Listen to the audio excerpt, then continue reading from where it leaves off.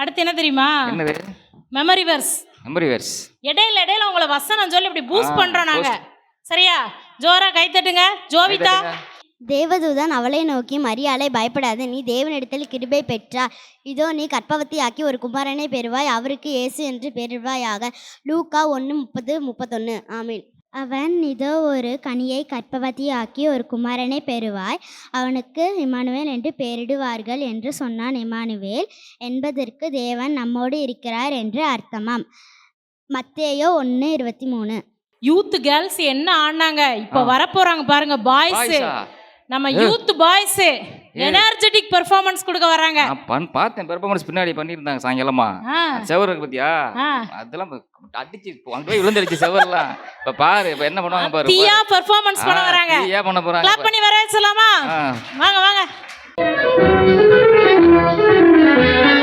தேனினி மயிலும் இயேசுவின் நாமம் திவ்ய மதுரமாவே அதை தேடிய நான். நிறுத்துங்க. என்ன பாட்டுக்கார சொன்னா எந்த பாட்டுக்காரீங்க பாருங்க. மக்கள் எல்லாம் தூங்குறாங்க. சும்மா வேற லெவலில் தெரிக்க விடுங்க.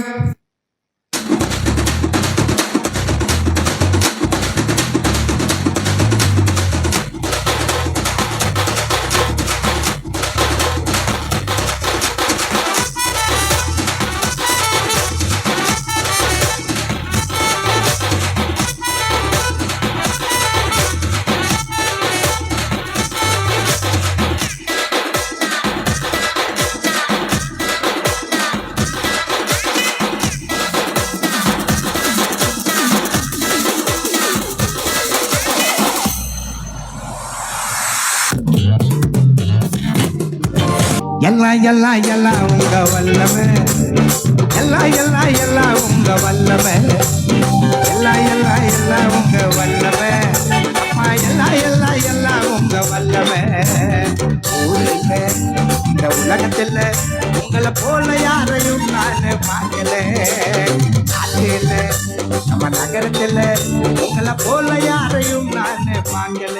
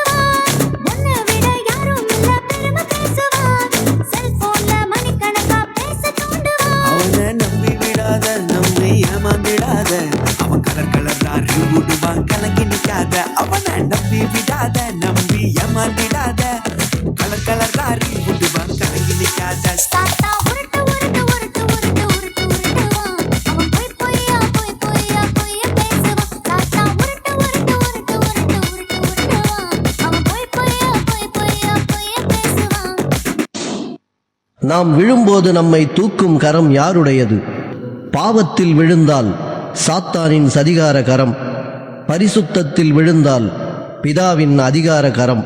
ஒரு கரத்தால் பிதாவை பற்றி கொண்டு மறுகரத்தால் வேத வாளை ஏந்தி கொண்டால் பிசாசையும் வதைக்கலாம், சுவிசேஷமும் விதைக்கலாம்.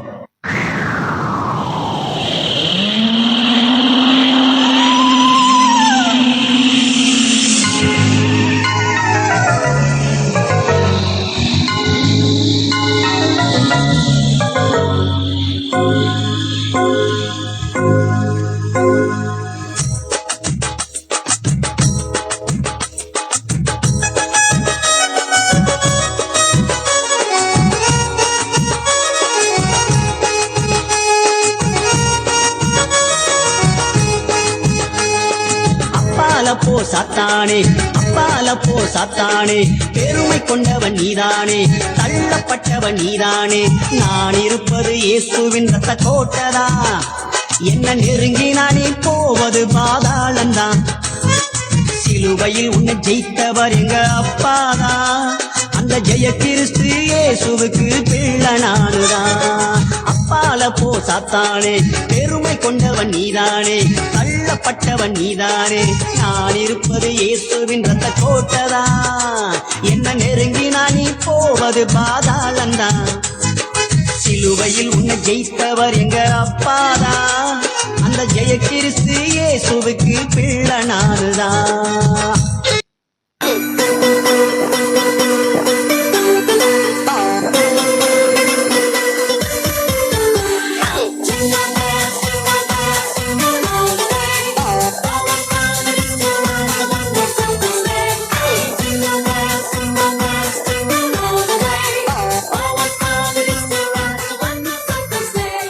இயேசு கிறிஸ்துவின் ஜனனத்தின் விவரமாவது, அவருடைய தாயாகிய மரியாள் யோசேப்புக்கு நியமிக்கப்பட்டிருக்கையில் அவர்கள் கூடி வரும் முன்னே பரிசுத்த ஆவியினால் கர்ப்பவதி ஆனாள் என்று காணப்பட்டது. யோசேப்பு நீதிமானாயிருந்து அவளை அவமானப்படுத்த மனதில்லாமல் அவளை ரகசியமாய் தள்ளிவிட யோசனையாயிருந்தான். யோசேப்பு நித்திரை தெளிந்து எழுந்து கர்த்தருடைய தூதன் அவனுக்கு கட்டளையிட்டபடியே அவன் தன் மனைவியை சேர்த்து கொண்டான். அவள் தன் முதற் பேரான குமாரனை பெருமளவும் அவளை அறியாதிருந்து அவருக்கு இயேசு என்று பெயரிட்டான். மத்தேயு 18, 19, 24, 25. தீர்க்கதரிசியின் மூலமாய் உரைக்கப்பட்டது இதெல்லாம் நடந்ததென்று சொல்கிறார். அவன் இதோ ஒரு கன்னிகை கர்ப்பவதியாகி ஒரு குமாரனை பெறுவாள், அவருக்கு இம்மானுவேல் என்று பெயரிடுவார்கள். இம்மானுவேல் என்பதற்கு தேவன் நம்மோடு இருக்கிறார் என்று அர்த்தமாம். மத்தேயு 1:22-23. அடுத்து யார் வரா தெரியுமா? ஃபயரா? எங்க ஆண்கள் வராங்க. ஆண்களா? ஆமா. டான்ஸா? வீட்ல வந்து அவங்களெல்லாம் பேச விடுறதே கிடையாது. அது உண்மைதான். அதனால அவங்களுக்கு இப்போ ஒரு சான்ஸ். எப்படி தெரியுமா? பட்டிமன்றமா பேச வராங்க. பட்டிமன்றமா? ஆமா, பட்டிமன்றம் கேட்டிருக்கீங்களா? சாலமோன் பாப்பையா, லியோனியா, அவங்க எல்லாம் பேசி பார்த்திருப்பீங்க. அவங்க எல்லாம் என்ன பேசுனாங்க? நம்ம ஆண்கள் இப்ப பாருங்க தெறிக்க விட போறாங்க. சட்டசபை மாதிரி இருக்கும். ஆமா, சூப்பரா இருக்கும். ஜோரா கைத்தட்டி வரவேறுங்க அவங்கள. ஒவ்வொரு விசுவாச குடும்பங்களையும் பட்டிமன்ற குழுவின் சார்பாக உங்களை நாங்கள் வரவேற்கிறோம். தொடர்ந்து இதை நீங்கள் கேளுங்க, கர்த்தர் உங்களை ஆசீர்வதிப்பார். தலைப்பு என்ன அப்படின்னா, வெற்றியுள்ள விசுவாச வாழ்க்கைக்கு அவசியமானது அனுபவமா ஆற்றலா? எனக்கு வலது பக்கத்தில் இருக்கவங்கெல்லாம் நல்ல அனுபவசாலிகள். அவங்க அனுபவம் தான் வெற்றியுள்ள வாழ்க்கைக்கு அப்படின்னு சொல்லி ஆணித்தரமாக கருத்துக்கள் எல்லாம் வச்சுட்டு கையோட சுற்றி ஆணியெல்லாம் எடுத்துகிட்டு வந்திருக்காங்க, ஆணித்தரமாக தங்கள் கருத்துக்களை பதிவு பண்ணுறதுக்காக. லெஃப்ட் சைடில் இருக்கிறவங்கெல்லாம் ஆற்றல் தான் முக்கியம், ஆற்றல் தான் வெற்றியுள்ள கிறிஸ்துவ வாழ்க்கைக்கு ரொம்ப அவசியம் அப்படின்னு சொல்லிட்டு அவங்களும் தங்கள் கருத்துக்களை ரொம்ப வைராக்கியமாக சொல்லும்படியாக வந்திருக்கிறாங்க. இப்போ முதலாவது அனுபவத்தை அழைப்போம். துரைராஜ் ஐயா அவர்களை கரங்களை தட்டி உற்சாகமாக வரவேற்கலாம். இங்கு அமர்ந்திருக்கும் அனைவருக்கும் என் இனிய கிறிஸ்மஸ் நல்வாழ்த்துக்கள், அல்ல புத்தாண்டு நல்வாழ்த்துக்கள். இந்த பட்டிமன்றத்திற்கு தலைப்பு வெற்றியுள்ள கிறிஸ்துவ வாழ்க்கைக்கு அவசியமானது ஆற்றலா அனுபவமா அப்படிங்கிற. நாங்கள் அனுபவம் அப்படிங்கிறதுல நாங்கள் 3 பேர் பேசியிருக்கிறோம். இப்போ பார்த்தாவே இந்த 3 பேர்த்த பார்த்தாவே தெரியும், எல்லாம் அனுபவம் உள்ளவங்க தான் தெரியுது. அவங்கள பார்த்தா ரொம்ப ஆற்றல் உள்ளவங்க தான் இருக்கிறாங்க. பில்டிங் ஸ்ட்ராங்கு, பேஸ் மட்டும் வீக்கு. ஏன்னா பில்டிங் வந்து ஸ்ட்ராங்காக தான் இருக்குது, பேஸ் மட்டும் இல்லைன்னா அந்த பில்டிங் நிலைக்காது. அதனால் நாங்கள் பேஸ் மட்டும் அஸ்தி வாரம். நாங்கள் அவங்க ஆற்றல் உள்ளவங்க வீடு. அதுபோல் என்றைக்கும் பேஸ் மட்டும் சரியா இல்லைன்னா அந்த ஆற்றல் விழுந்துடும். பைபிள் படிப்பதே ஒரு அவசியமானது தான், ஒரு அனுபவம் தான். எல்லாருமே பைபிள் படிக்கிறாங்க, ஜெபம் பண்ணுறாங்க, எல்லாமே ஒரு அனுபவத்தில் தான் வந்தது தான். அதாவது இப்போ இன்னும் இவ்வளோ நேரம் இந்த கலை நிகழ்ச்சிக்கு பார்த்தீங்க, அனுபவம் இல்லாத யாராவது இப்போ ஆட முடியுமா, பாட முடியுமா, பேச முடியுமா? அனுபவம் தான் முக்கியம். இப்போ காலையில் பாஸ்டர் ஒரு பிரசங்கம் பண்ணார். அதில் வந்து பாதி வந்து அனுபவத்தை பற்றியே தான் பேசினார். எல்லாமே அனுபவத்தை பற்றி தான் பேசினாங்க. அதனால் வந்து இந்த இதுக்கு இதுதான் வெற்றியுள்ள கிறிஸ்தவ வாழ்க்கை. நான் பிறந்தது ஒரு இடம், வளர்ந்தது ஒரு இடம், இருக்கிறது ஒரு இடம், உனி அடுத்தது எங்கே இருக்க போகிறோம்னு தெரியாது. ஆனால் இப்போ எங்கள் தாத்தாவுடைய அப்பா பேர் கருப்பன், கருப்பனுடைய பையன் பேர் கரும்பையன்.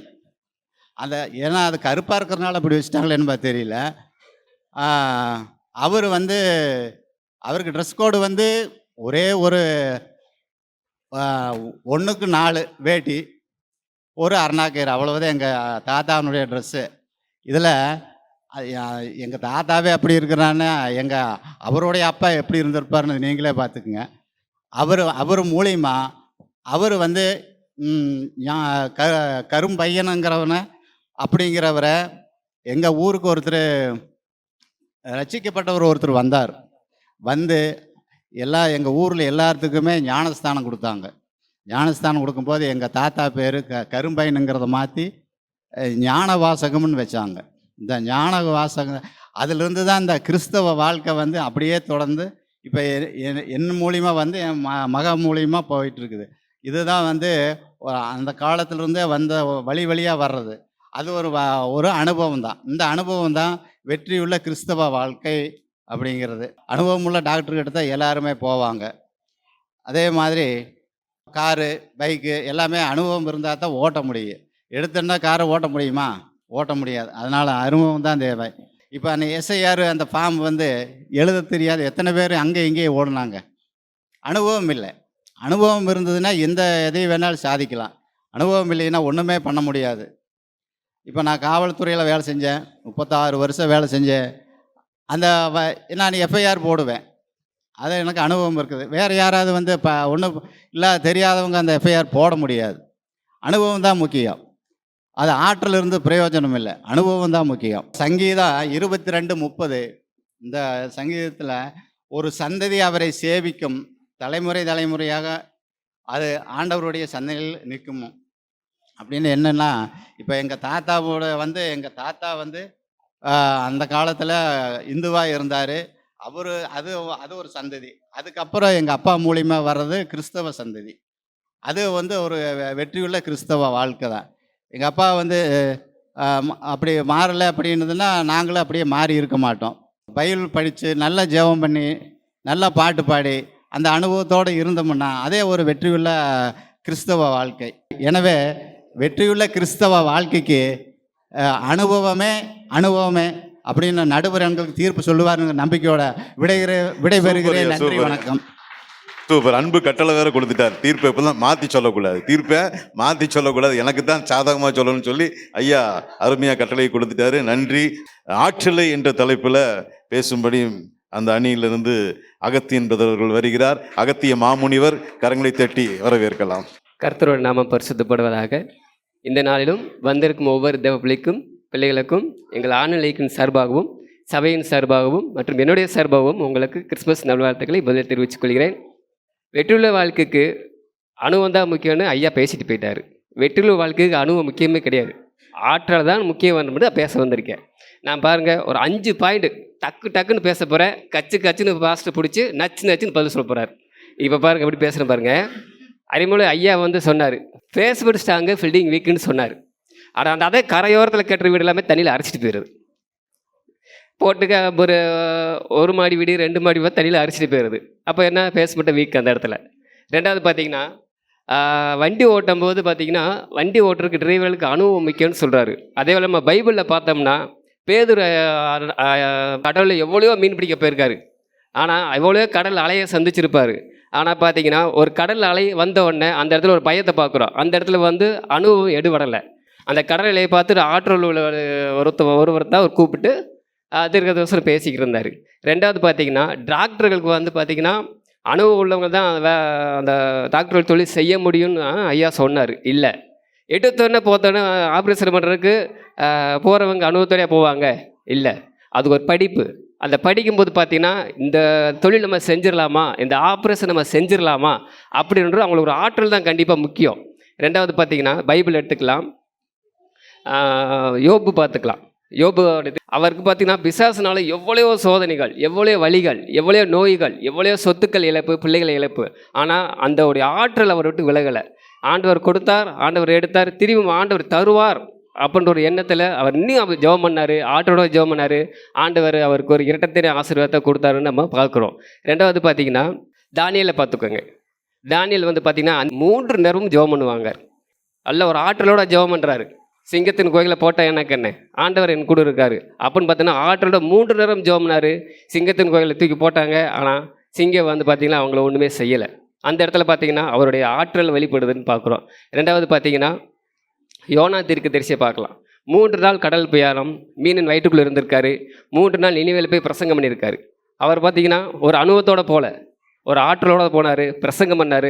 அந்த ஊரில் இருக்க எல்லாருமே ரசிக்கப்பட்டாங்கன்னு பார்த்தோம். பாவத்தை இழந்து அவங்க மனம் திரும்பினாங்கன்னு பார்த்தோம். அதனால் கிறிஸ்துவில் வெற்றுள்ள வாழ்க்கைக்கு ஆற்றல் உள்ள எங்கள் போல ஒரு ஆற்றல் உள்ள ஒரு ஆட்களை தான் தேவைப்படுகிறாரு. ஆற்றல் உள்ளவர்கள் தான் எப்பயுமே கிறிஸ்துவ வழிக்கு வெற்றுள்ள உள்ளவர் என்று நான் தெரிவித்து இந்த நாளில் ஓய்வுபடுத்திக் கொள்கிறேன். அடுத்ததாக அனுபவமே என்ற தலைப்பில் பிரதர் சத்தியநாதன், அவர் சத்தியத்தை மாத்திரம் தான் பேசுவார். இங்கு கூடியிருக்கும் அன்பு சகோதரருக்கும் அன்பு சகோதரிகளுக்கும் அன்பு குழந்தைகளுக்கும் எங்களுடைய நடுவர் அவர்களுக்கும் எதிரணியில் இருக்கும் எங்களுடைய அன்பு சகோதரர் அவர்களுக்கும் என் மாலை வணக்கத்தையும் எங்களுடைய கிறிஸ்மஸ் நல்வாழ்த்துக்களையும் புது ஆண்டு நல்வாழ்த்துக்களையும் எங்கள் சபையின் சார்பாகவும் தெரிவித்துக் கொள்கிறோம். வெற்றியுள்ள கிறிஸ்துவ வாழ்க்கைக்கு அவசியமான அனுபவம் என்ற தலைப்பிலே நான் பேச வந்திருக்கிறேன். உண்மையை சொல்ல போனால் இப்போ ஒரு இது சொல்கிறோம், தாவீதின் கதையை சொல்கிறேன். தாவீது வந்து ஆடு மேய்ச்சிக்கிட்டு இருந்துறாரு. அப்போ அந்த ஆடை கொள்ள வர்றத சிங்கத்தையும் கரடியும் வாயை பிளந்து கொள்றாரு, அனுபவத்தினால தான். அவர் அதே மாதிரி அவர் வந்து கோலியாத்தை வர்றாரு. கோலியாத்தை கொல்றது எப்படி, எத்தனையோ படை வீரர்கள் நின்று கோலியாத்தை கொல்ல முடியலை. இவர் ஒரு ஆளை தான் மட்டும்தான் கொல்ல முடியுது. எப்படின்னா அந்த கவன் வீசி வீசி அனுபவப்பட்டு அந்த அனுபவத்தின் மூலமாக அந்த கல்லை வச்சு கோலியாத்தை அடித்து கொன்றார். ஒரு எக்ஸாம்பிள் சொல்கிறேன், டெண்டுல்கர் எடுத்துக்கிடுங்க, கிரிக்கெட் வீரர் தான் அவர். நம்ம நாட்டில் அவர் எங்கே விளையாண்டார், தெருமுனையில் விளையாண்டார். நீங்கள் கிரிக்கெட்டை பற்றி ரூல்ஸ் அண்ட் ரெகுலேஷன்னா புக்கு படி பார்த்து தேடிப்படி படிச்சுக்கலாம். ஆனால் ப்ராக்டிக்கலில் அனுபவம் இருந்துச்சு. அந்த அனுபவம் இருக்க போய் தான் இன்றைக்கி நம்ம இந்தியாவோட நம்பர் 1 பிளேயராக அவர் வந்தார். அது அனுபவம் தான் பேசுது அந்த இடத்துல. தவிர சொன்ன மாதிரி இவங்க சொன்ன மாதிரி ஆற்றலில் வச்செல்லாம் ஒன்றும் செய்ய முடியாது. ஆற்றலில் வச்சு செய்யணும்னா வெளியே தான் நின்று கைதட்டணும். அனுபவம் இருந்தால் தான் நம்ம கிரவுண்டில் இறங்கி நின்று விளையாட முடியும் ஒவ்வொரு இதுக்கும். அடுத்தால எடுத்துக்கிடுங்க, நம்ம சகோதரர் சொன்னார், யோனானுடைய கதையை சொன்னார். யோனானை வந்து ஆண்டவர் எங்கே போய் சொன்னார், நினிவேக்கு போய் சொன்னார். அவர் எங்கே போனார், தர்சிக்கு போனார். போகும்போது கடலில் போகும்போது அந்த சம்பவங்கள்லாம் உங்களுக்கு தெரியும். அப்போ சீட்டு போட்டு எடுக்கும்போது யோனான் பேர் தான் விழுது.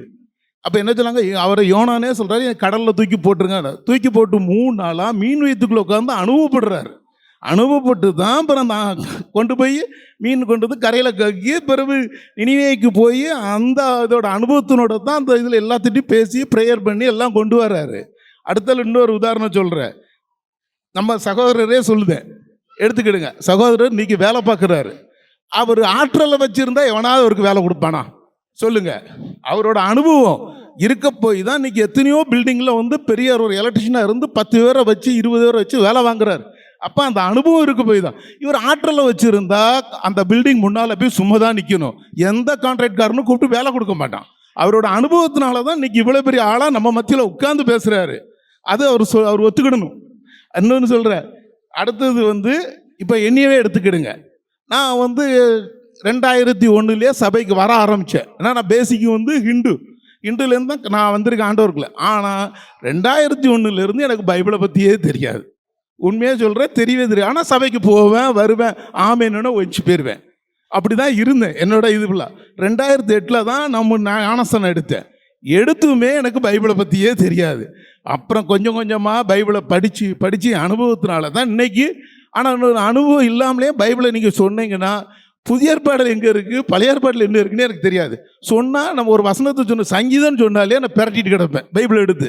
இந்த அனுபவம் தான் என்னை வந்து இப்போ இன்னைக்கு எங்கெங்கே எந்தெந்த வசனம் இருக்குன்னு அத்தனையும் தெரியும். இப்போ நம்ம போதகர் ஒரு வசனத்தை சொன்னான்னா உடனே எடுப்பேன். இது ஏன்னா ஆற்றல் இருந்துச்சுன்னா நான் எப்படி எடுப்பேன்? எடுக்கவே என்னால் முடியும். அனுபவம் தான், என்னோட அனுபவத்தினால தான் நான் இவ்வளவும் செஞ்சுருக்கிறேன். அடுத்தல வந்து ஒரு டெய்லரை எடுத்துக்கிடுங்க. டெய்லருக்கு எப்படி அவர் படிப்பார், எல்லாமே சொல்லி கொடுப்பீங்க.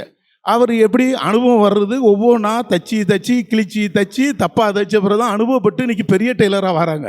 இதனால் எங்களுடைய நான் அனுபவம் தான் கிறிஸ்தவ வாழ்க்கைக்கு பெரியதுன்னு சபை எங்களுடைய நடுவரே எங்களுக்கு தீர்ப்பு கொடுப்பார். அனுபவம் தான் பெருசுன்னு சொல்லி தீர்ப்பு கொடுத்துருவார். நன்றி, வணக்கம். ஒவ்வொரு காரியத்தையும் தப்பாக செஞ்சு பார்த்தா தான் அனுபவம். ஆமாம், சமையல் பண்ணும்போது உப்பு ஜாஸ்தியாக போடணும், கம்மியாக போடணும், அனுபவம் வந்துடும். டீ போடும்போது மிளகாத்தூள் போடாமல் இருந்தால் சரி, ஓகே. அடுத்தது ஜோசப் சேது அவர்கள் ஆற்றலை என்ற தலைப்பில் பேச வராங்க. கர்த்தருடைய பரிசுத்த நாமத்துக்கு ஸ்தோத்திரம். இதனால் இங்கே கூடி வந்திருக்கிற ஒவ்வொரு சகோதர சகோதரிகளுக்கும், வாலிப பிள்ளைகளுக்கும், சிறுவர் சிறுமிகளுக்கும், மற்றும் நம்ம மத்தியில் இந்த நாளில் நடுவர் ஐயா அவர்களுக்கும் இனிய கிறிஸ்மஸ் நடுவில் உட்காந்துருந்தா நடுவரா கண்டிப்பாக கிறிஸ்மஸ் மற்றும் புத்தாண்டு நல்வாழ்த்துக்களை தெரிவித்துக் கொள்கிறோம். ஒரு வெற்றியுள்ள கிறிஸ்தவ வாழ்க்கைக்கு அனுபவமாக ஆற்றலா அப்படின்ற தலைப்பு.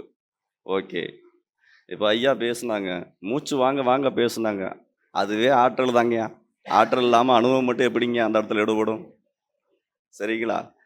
சரி, ரெண்டாவது ஐயா தாவீதை பற்றி சொன்னாங்க.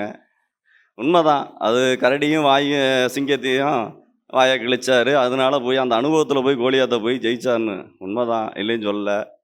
ஆனால் ஒரு விஷயம் நம்ம யோசிக்கணும், அது அனுபவத்தினால அல்ல, அவருடைய ஆற்றல். எப்படி அப்படின்னா, அந்த நாளில் அந்த ராஜாவாகட்டும், அந்த நாட்டில் இருக்கிற அத்தனை போர் செய்கிறவங்களும் எல்லாமே அனுபவசாலிக தானே. கோலியாத்து ஒரு ஆள் தானே வந்து நிற்கிறான். இதுக்கு முன்னாடி எத்தனையோ படைகளை பார்த்து ஜெயித்தவங்க தான் அவங்க. ஆனால் அந்த ஒத்த மனுஷனை பார்த்தானே அவங்க பயந்தாங்க. நம்ம ஆள் வந்தார், எல்லாம் ஓடி ஒளிஞ்சுக்கிருக்கானுங்க, ஊர் மக்கள் எல்லாம். வந்தார், போனார். என்னப்பா என்ன பிரச்சனை அப்படின்னு கேட்டார். இந்த மாதிரி தேவனுடைய நாமத்தை நிந்திக்கிறேன் அப்படின்னு வந்துச்சு. வர உடனே ஒரு கோபம், என் தேவனுடைய நாமத்தை நிந்திக்கிறதுக்கு ஏமாத்திரம் எந்திரிச்சான். அதே நாமத்தை நிந்திக்கும் போது அதே அனுபவசாலி அந்த போர் வீரர்கள் எல்லாருமே அந்த இடத்துல தானே இருந்தாங்க. அவங்களால எதுவும் முன்னுக்கு வர முடியலையே. அந்த இடத்துல ஆற்றல் தான் தாவீதுக்குள்ளே வெளிப்பட்டு அந்த ஜெயிச்சான் அந்த நாளில். அதுக்கடுத்து பார்த்தீங்கன்னா, நம்ம வேதத்திலே பார்த்தீங்கன்னா, சாத்ராக் மேஷாக் ஆபேத்நேகோ இவங்க 3 பேர் இருக்காங்க. ராஜா கட்டளையிடுகிறாரு, நான் செய்கிற இந்த பொற்சிலையை நீங்கள் வணங்கணும், வணங்கலை அப்படின்னா உங்களை அக்னி சூளையில் போட்டுருவேன் அப்படின்னு சொல்கிறாரு.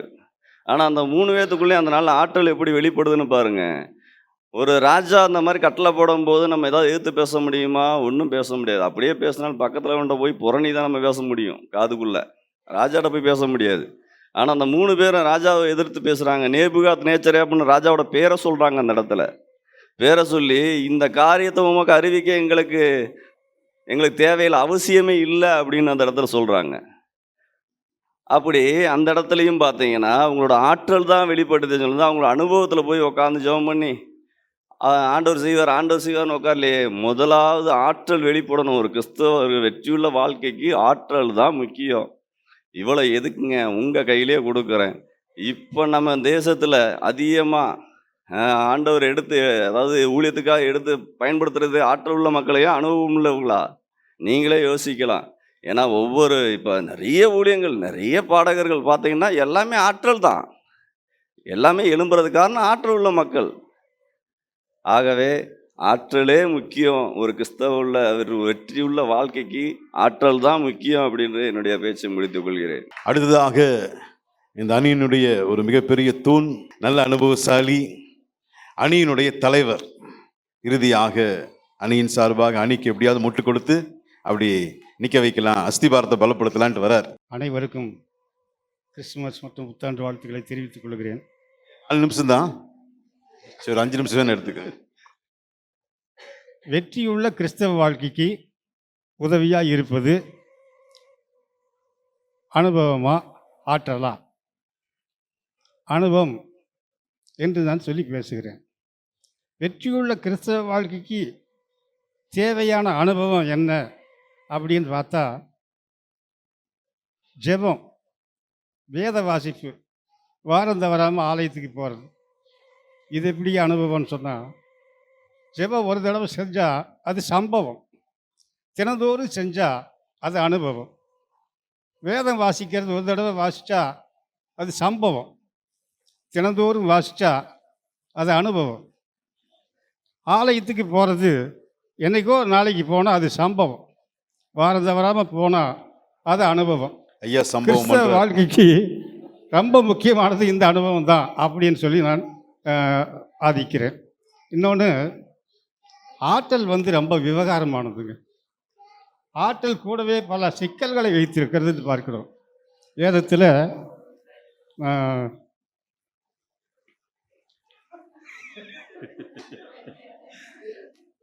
சிம்சோன்னு சொல்லிட்டு ஒருத்தர் வர்றார். ஆண்டவர் அவருக்கு ஏகப்பட்ட எக்கச்சக்கமான ஆற்றலை கொடுத்துட்டார்.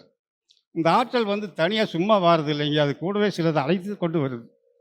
அபிஷேகம் பண்ணப்பட்ட மனுஷன், இஸ்ரவேலுடைய நம்பிக்கையை ஆண்டவர் படைத்தவர், அபிஷேகம் பண்ணவர், பிறப்புக்கு முன்னாடி அபிஷேகம் பண்ணவர்.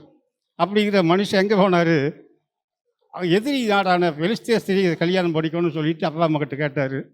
அங்கே போச்சுன்னதுனாக்கா இது வேறு இதில் நம்ம அந்நிய ஸ்திரியை விவாகம் பண்ணக்கூடாதுன்னு சொன்னாங்க. ஆனால் அது என் கண்களுக்கு பிரியமானவளுங்கிறார். கடைசியில் அது முடியாமல் தெளிவாள்னு சொல்லிட்டு ஒரு சின்ன இதையை அங்கே போய் அவன் மடியில் உட்காந்துட்டார். ஆனால் பிலிஸ்தர்கள் எல்லாம் இந்த ஆளை கொல்லணும்னு சொல்லிட்டு என்ன பண்ணுறாங்கன்னாக்கா, அவன் எப்படியாவது அவகிட்ட காசு கொடுத்து அவளை நயமாக பேசி அவனுடைய ஆற்றல் எல்லாம் எங்கே இருக்குதுங்கிறத எங்களுக்கு தெரிஞ்சு சொல்லுன்னு சொல்லிடுறாங்க. அவன் தினந்தோறும் நச்சரித்து கடைசியில் பார்த்ததுனாக்கா இவன் ஆற்றலையே இழக்கிற அளவுக்கு ஒரு சம்பவம் நடக்குது. இந்த ஆற்றலை இழந்ததுக்கப்புறம் அவனுக்கு ஏற்பட்ட ஒரு அனுபவத்தை வச்சு தான் அவன் மறுபடியுமாக செய்யத்துக்கு நடத்தப்பட்டான் என்று பார்க்கிறோம். வேதத்தில் சொல்லியிருக்குது 2 தீமோத்தேயு 1:8 பார்த்தியா, நீ வைக்கப்படாமல் சுவிசேஷத்திற்காக என்னோட கூட தீங்கு அனுபவின்னு சொல்லிட்டு பவுல் வந்து தீமோத்தேயுக்கு எழுதுகிறாரு. அதே தீமோத்தேயு 2:2 வருஷத்தில் பார்த்தீங்கன்னாக்கா, நீயும் கிறிஸ்து இயேசுவுக்கு நல்ல போர் சேவகனாய் தீங்கு அனுபவி அப்படின்னு சொல்லி சொல்கிறார். எபிரேயர் 11:24 பார்த்தா, மோசே பார்வோனுடைய மகன் எனப்படுவதை வெறுத்து அநீதியான பாவ சந்தோஷங்களை அனுபவிப்பதை பார்க்கிலும் தேவ ஜனங்களுடைய துன்பத்தை அனுபவிப்பதையே தெரிந்து கொண்டான் அப்படின்னு சொல்லி பார்க்கிறோம். இந்த அனுபவம் கிறிஸ்தவ அனுபவம். அதே மாதிரி 11:36 பார்த்தீங்கன்னாக்கா, வேறு சிலர் நினைத்த நிந்தைகளையெல்லாம் கட்டுகளையும் காவலையும் அனுபவித்தார்கள் என்று பார்க்கிறோம். 11:37 பாருங்க, கல்லறி உண்டார்கள், வாளால் அறுக்கப்பட்டார்கள், பரிசை பார்க்கப்பட்டார்கள்.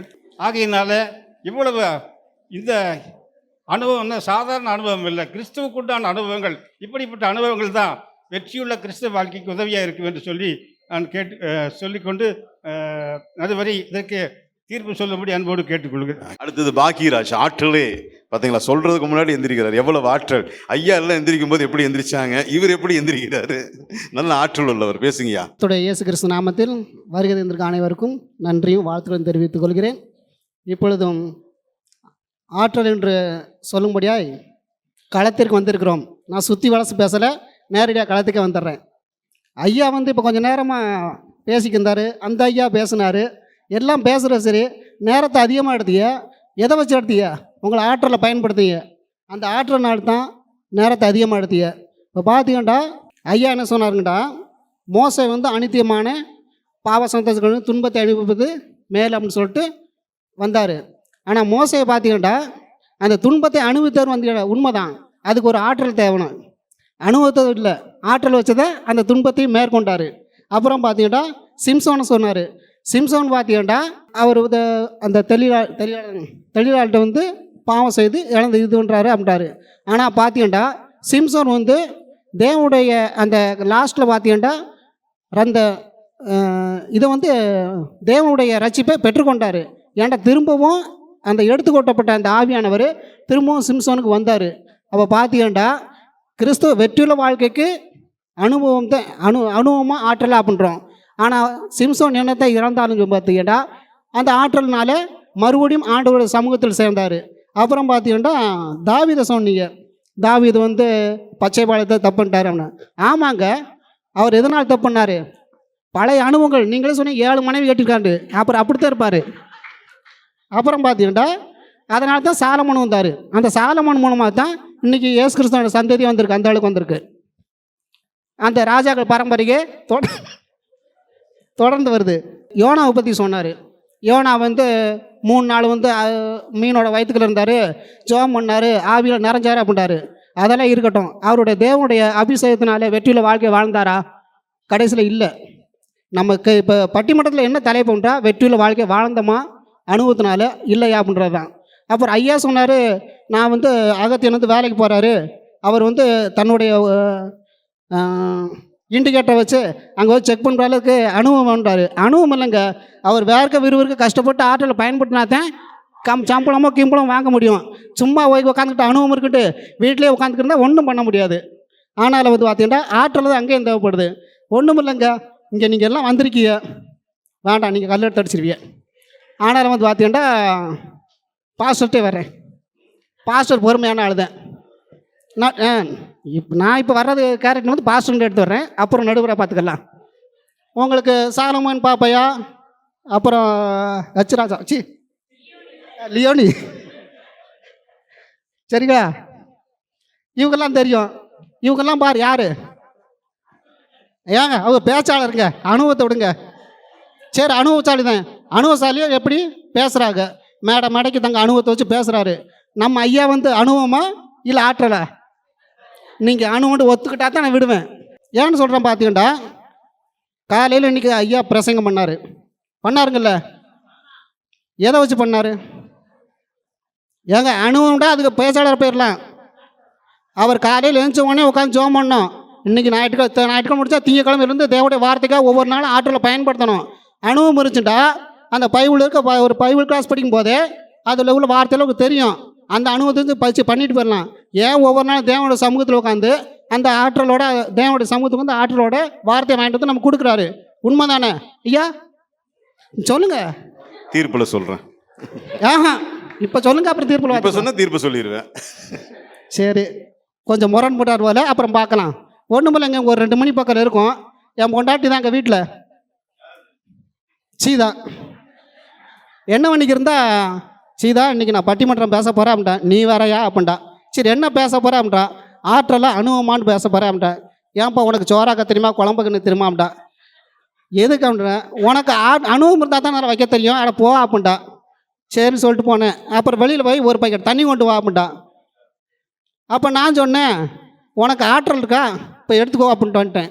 சரி, நீ அப்போ ஆற்றல்கிட்ட ஒத்துக்கிறேன், இப்போ எடுத்துகிட்டு வந்துடாப்பட்டா. என் குடும்பத்துலேயே நான் ஆற்றலில் வென்றுட்டேன். உனக்கு தேவனுடைய சமூகத்திலிருந்து வெற்றியுள்ள வாழ்க்கைக்கு ஆற்றலோடு நான் கண்டிப்பாக தேவனுடைய ராஜ்யத்தில் பிரவேசம்னு நம்புகிறேன். கரங்களை தட்டி உற்சாகப்படுத்தலாம்.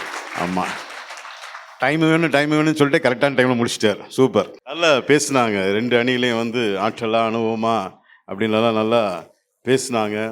வாழ்த்துக்கள். அனுபவம் அப்படிங்கிற தலைப்பில் ஆணியும் சுற்றி எடுத்துகிட்டு வந்து நல்லாவே ஆணித்தரமாக தங்கள் கருத்துக்களை அடித்து ஆழமாக பதிச்சிட்டாங்க. அவங்க பக்கம் தீர்ப்பு சொல்லலான்னு பார்த்தாலும் முடியல.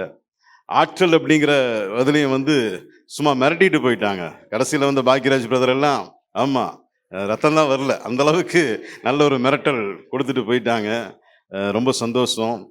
இப்படி நல்ல ஆண்கள் ஐக்கியத்தினுடைய விளைச்சல், அவங்க தைரியமாக இல்லை, எல்லாமே ஜெபம் பண்ணுற கூட பயந்தவங்க, பைபிள் அதிகாரத்தை புரட்டினவங்க, வேத புரட்டர்கள் இல்லையா, சங்கீதத்தை தென்ன ஐயா சொன்ன மாதிரி ஆதியாகமத்திலேருந்து வெளிப்படுத்தல் வரைக்கும் இருக்கிற வேத புரட்டர்களும் இருந்தாங்க. அவங்கெல்லாம் சரியாக கரெக்டாக பைபிளை எடுத்து படிக்க ஆண்கள் ஐக்கியத்தில் நடக்கிற ஒவ்வொரு மீட்டிங்கும் அது உதவி செய்யுது. சரி, இப்போ தீர்ப்புக்கு வருவோம். நீங்களே இப்போ உங்கள் சாய்ஸில் விடுறேன். சகரியா 4ஆம் அதிகாரம் 6வது வசனத்தை வருது, யாராவது எடுத்துட்டு வாசிங்களேன். அப்பொழுது அவர் செருபாபேலுக்கு சொல்லப்படுகிற கர்த்தருடைய வார்த்தை என்னவென்றால், பலத்தினாலும் அல்ல, பராக்கிரமத்தினாலும் அல்ல, என்னுடைய ஆவியினாலே ஆகும். அல்லேலூயா. பலம், பராக்கிரமம், அனுபவம் எல்லாவற்றை காட்டிலும் தேவ ஆவி மிக